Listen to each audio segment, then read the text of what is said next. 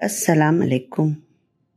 دیپ جلتے رہے کی نویں قسط پیش خدمت ہے. ہم نے انہیں چیخ کر آواز دی تو انہوں نے اس بچے کو چھوڑ دیا. اوہ، یہ تو فریدہ باجی کی بچی تھی. وہ غصے سے چیخ رہے تھے. اس نے رشی کو دھکا کیوں دیا؟ وہ بچی سہم کر اندر بھاگ گئی. فریدہ باجی دروازے میں کھڑی سب کچھ دیکھ رہی تھی. اس سے پہلے کہ ہم کچھ بولتے انہوں نے ہمیں خاموش رہنے کا اشارہ کیا اور اپنی بچی کو لے کر اندر چلی گئیں. صورتحال تیزی سے قابو سے باہر ہو رہی تھی. گھر میں آئے، کھانے کی حد سے زیادہ تعریف کی. پھر ہماری تعریف میں زمین آسمان کے قلابے ملانے کے بعد ہمیں مشورہ دیا کہ اس مرتبہ کے مس ورلڈ کے مقابلے میں حصہ لینا چاہیے. ہمارے دل کی بات سمجھتے ہوئے بولے، اگلی حکومت بے نظیر کی ہوگی.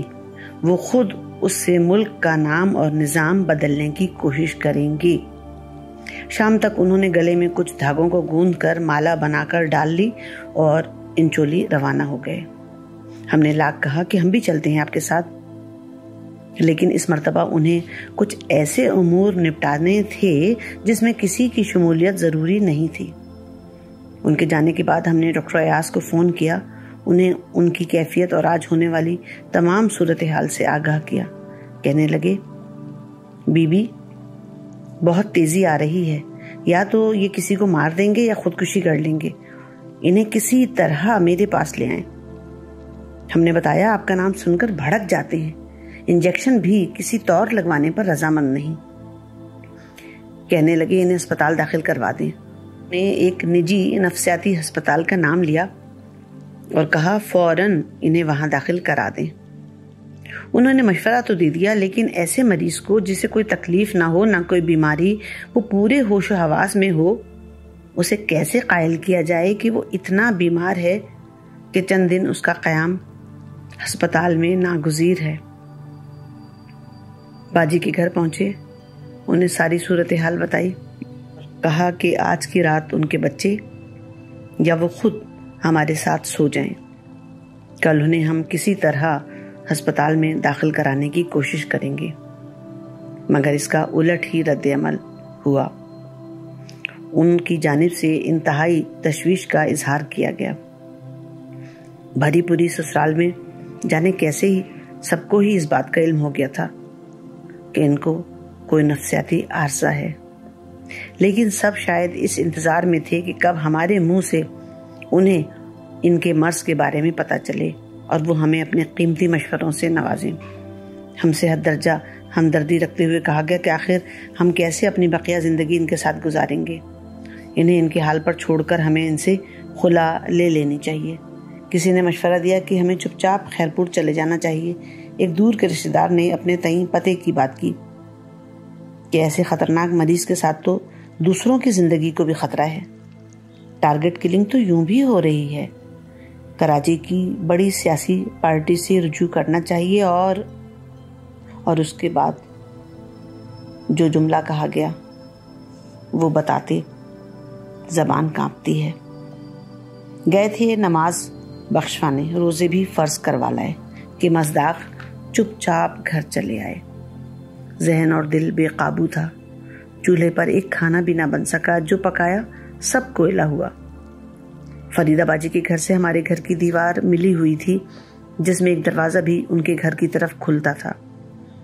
ان کے گھر جلتے کھانوں کی بو پہنچی تو حال احوال لینے آ گئیں. بڑی تسلی دی، لیکن یہ مشورہ بھی دیا کہ ایسے مریضوں کے ساتھ عمر بھر رہنا بہت مشکل ہے. ہمیں اپنی زندگی کے بارے میں سوچنا چاہیے. گھر جا کر انہوں نے اپنی بچی کے ہاتھ فروٹ اور کھانا بھجوا دیا. رات کے 1 بجے احمد نے دروازہ بجایا. کھولا تو ان کی عجیب حالت تھی. کپڑے اور سر کے بال مٹی میں اٹے ہوئے تھی. سر پہ خاک بہت، پھر بھی کم تھی وحشت سے. سر پہ خاک بہت پھر بھی کم تھی وحشت سے. سو اور ڈال لی ایک مشت خاک برسرے خاک. کہنے لگے 80 روپے دے دو، ٹیکسی والے کو دینے ہیں. گھر میں پیسے نہیں تھے. इस वक्त फरीदा बाजी को जगा कर उधार लेना भी मुनासिब नहीं था। कहने लगे, टैक्सी तो मैदान में खड़ी है, ड्राइवर को क्या मालूम मैं किस घर में घुसा हूं। रहने तो परेशान मत हो, खुद ही चला जाएगा। हमारा सारा ध्यान उस टैक्सी ड्राइवर की तरफ और ये हमें मुल्क में अनकरीब होने वाली साजिश के बारे में मालूमात फराहम कर रहे थे। थोड़ी देर बाद हमारी आंखें नींद से बोझल होने लगी तो कैफियत देकर कहा, तुम सो जाओ। हमने डरते डरते पूछा, हम दरवाज़ा अंदर से बंद कर लें? पहले तो वजह पूछी, समझ नहीं आया कि क्या जवाब दें। असल बात कैसे बता सकते थे कि आपसे ही डर लग रहा है। फिर हमने कहा, बाहर से मच्छर कमरे में आएंगे इसलिए, क्योंकि दरवाज़ा हवा से आप खुल जाता है, इसलिए अंदर से चटखानी लगाना भी ज़रूरी है। शुक्र है बात समझ में आ गई। हम लेटते ही सो गए। दरवाज़ा बजने की आवाज़ से आंख खुली। दरवाज़ा खोला तो बाहर खड़े थे। घड़ी की तरफ इशारा करके कहने लगे, 6 बज रहे हैं, स्कूल नहीं जाना क्या? ओह 6 बज गए। हमने घड़ी की तरफ देखा। अच्छा कि आपने उठा दिया। अभी स्कूल जाने ना जाने के बारे में हम सोच ही रहे थे कि बोले, ज़रा 1-2 बातें सुन लो फिर स्कूल की तैयारी कर लेना। पता नहीं क्या क्या 15-20 मिनट तक बेतकान बोलते गए। फिर कहने लगे, अब तुम जाकर सो जाओ, अभी रात के 3 बज रहे हैं। मैंने घड़ी आगे कर दी थी ताकि तुम मेरी बात सुन लो। जाओ अब जाकर आराम से सो जाओ, मैं तुम्हें बिल्कुल डिस्टर्ब नहीं करूंगा। ऐसी दीवानगी में, इस मासूमाना मक्कारी पर हम क्या कह सकते थे। हमने दोबारा अंदर से चटखानी लगाई, मगर अब सोचें नींद पर हावी हो चुकी थी। मरीज के रवैये बाज़ औक़ात ऐसे हैरान कुन होते हैं कि लगता है वो इंतहाई शातिर है। उसकी 1-2 शातिराना हरकत से उससे जान छुड़ाने वालों के लिए अब ये पूरा मौका है कि उसे होशियारों के नासमझ बच्चों के खेलने को गलियों में छोड़ दिया जाए। थोड़ी देर बाद फिर दरवाज़ा बजा। कहने लगे, अंदर से बंद कर लो, मुझे घबराहट हो रही है। खुली हवा में जाऊंगा तो वापसी पर मैं बाथरूम का ब्रश भी ले आऊंगा। इस बाथरूम के ब्रश का भी एक किस्सा है जो फिर कभी। इस वक्त दुकानें भी ना खुली होंगी और इस हाल में उन्हें यूं बाहर भेजना खतरे से खाली नहीं था। बच्चों को घर में अकेले छोड़कर इनके साथ भी ना जा सकती थी। सिर्फ 20 रुपए घर में पड़े थे। सोचा था सुबह बाजी से उधार ले लूंगी। लाओ पैसे दो। दिमाग पर बहुत जोर दिया लेकिन याद ही ना आए कि पैसे कहाँ रखे हैं। आम तौर पर किताबों में पैसे रखती थी। 1-2 किताबों के सफ़ात खंगाले सर पर खड़े थे। आंखों से चिंगारियां निकल रही थी। मुझे घबराहट हो रही है, जल्दी पैसे दो मुझे, ये पूरी आवाज से चिल्लाए। रामिश इनके आवाज से उठ गया। शायद अपने घर में फरीदा बाजी भी जाग गई थी। आप चले जाएं, मैं खुद ले आऊंगी, मैंने आहिस्ता से कहा। उन्होंने एक हाथ से मेरी गर्दन पकड़ ली और मुझे खींचते हुए बाहर लाए। मैंने एक हाथ से फरीदा बाजी का दरवाज़ा इस तरह बजाया जैसे इनसे बचने की कोशिश में हाथ पड़ा हो। उसी वक्त फरीदा बाजी की आवाज़ आई, कौन है? इन्होंने फौरन हमारा गला छोड़ दिया। रामिश ने रोना शुरू कर दिया। इन्होंने उसे गोद में उठा लिया और उसे लेकर बाहर निकलने लगे। मैंने फरीदा बाजी का दरवाज़ा ज़ोर ज़ोर से खटखटाना शुरू कर दिया। उन्होंने दरवाज़ा खोला तो उन्हें पूरी बात बताई। वो मेरी परेशानी भांप गई। उसी वक्त फजर की अजान होने लगी। अजान की आवाज़ सुनकर रामिश पता नहीं क्यों बिलक बिलक कर रोने लगा और हमारे पास आने के लिए दोनों हाथ फैला दिए। इन्होंने उसे पलंग पर फेंका और बाहर निकल गए। हमने बच्चों के लिए नाश्ता बनाया और चाय चूल्हे पर रखी।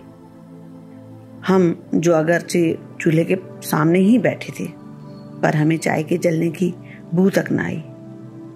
फरीदा बाजी थर्मास में चाय लेकर आई और कहा कि जब तक अहमद की तबीयत बेहतर नहीं हो जाती वो हमें और बच्चों को खाना वगैरह दे दिया करेंगी। थोड़ी देर में अहमद आ गए। जरा जरा सी बात पर चिल्लाने लगते। पानी बेतहाशा पी रहे थे। मुसीबत ये थी कि जवाब कोई भी दो, में से बात निकालनी और फिर झगड़ा जान कर बढ़ाना, और अगर हम चुप रहते तो जवाब देने पर इसरार। पानी पीने की वजह से बार बार पेशाब के लिए बाथरूम जा रहे थे। किसी बात पर गुस्सा आया तो किचन की तरफ दौड़े। हमने छुरी और दूसरी चीजें पहले ही छुपा दी थी, लेकिन इनमें बेपनाह ताकत पता नहीं कहां से आ गई थी, जिसकी बिना पर यह खौफ पैदा हो गया था कि अगर एक हाथ भी जड़ दिया तो कोई उज़्व नाकारा हो सकता है। किचन जाते जाते इन्हें बाथरूम जाने की तलब हुई तो कहते हुए चले गए कि अभी आकर तेरा हिसाब करता हूं। हम बहुत ज्यादा खौफजदा हो गए। हमने दोनों बच्चों को लिया और दरवाजा बाहर से बंद करके गली में आ गए। इन्हें शुबा हो गया होगा, क्योंकि अभी हम गली की नुक्कड़ पर पहुंचे ही थे कि दरवाजा जोर जोर बजने की आवाजें आने लगी। हमें खौफ था कि गली से गुजरने वाला कोई भी शख्स या बच्चा दरवाजा खोल देगा, इसलिए जो भी सामने घर नजर आया उसका दरवाजा खटखटाना शुरू कर दिया। दरवाजा खुला तो हमारी एक कलीग नौरीन खड़ी थी। उसने जो हमें आवाज बाख्ता देखा तो फौरन अंदर आने के लिए रास्ता दे दिया। अब जब्त के सारे बंधन टूट गए थे। गुबार कम हुआ तो उसे सारी बात बताई। उसने बहुत तसल्ली दी और खुद खिड़की में खड़े होकर हालात का जायजा लिया। हमने उससे कहा कि किसी का बुर्का हमें मिल जाए ताकि हम बाजी के घर जाकर मदद तलब कर सकें। उसने हमें बुर्का दिया। हमने थोड़ी देर के लिए अपने बच्चे उसे अपने पास रखने के लिए कहा, क्योंकि बच्चों की मौजूदगी की वजह से हम अहमद की नजरों में आ सकते थे। कभी कभी महाफिज ही से कदम तहफ़्फ़ुज़ का एहसास बढ़ जाता है।